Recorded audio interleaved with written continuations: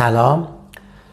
در رابطه با عمل اتوپلاستی به عملهایی گفته میشه که شکل گوش رو تغییر میده و اونو به شکل نرمال برمیگردونه.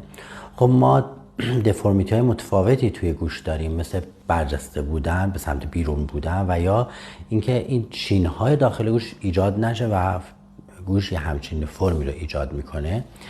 خب خیلی اوقات تصور میشه که این به علت اینه که مثلا سر بچه یعنی فرد در دوران بچگی سرش زیرش مونده و گوشش به این ترتیب دفرمه شده به خاطر فشار.